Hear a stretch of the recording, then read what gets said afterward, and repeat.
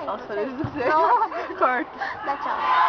Então, gente, hoje eu, Lainara, Aí eu, Gabi. a gente tá aqui pra contar piadas pra você. Piadas.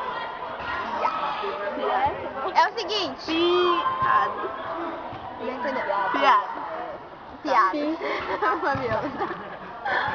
Piadas. Então, gente, Piadas. vou contar piada. É o seguinte, ó.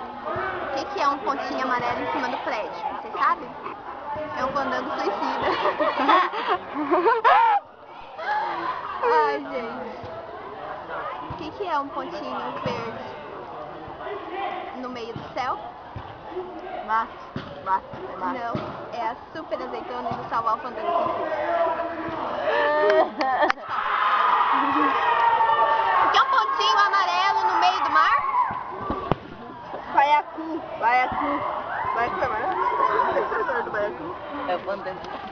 É a Ruffles, a batata da onda! Eu te persegue. Ai, meu Deus. Ai, O Bruno é um idiota. Eu mereci. Você se entregou no vídeo, Bruno. Conta uma piada aí, Bruno. Bruno. Uma piada. Não. Conta uma piada. Conta uma piada. Já era. Porque a vida é assim. Porque a galinha não come a ficha.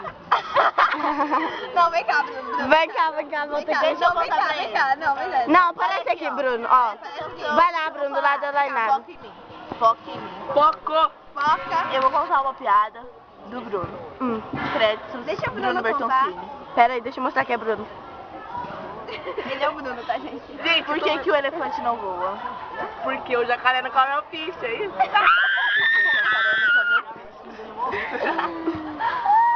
Ô, gente, pode filmar aqui, é um vergonha. Então, gente, Por que eu tô fazendo esse vídeo? Só te pergunto isso. Meu Deus, ajuda aí, pô. É porque... Agora todo mundo faz pose pra encerrar o vídeo. Todo mundo. Cara de... Pera aí. Estamos indo.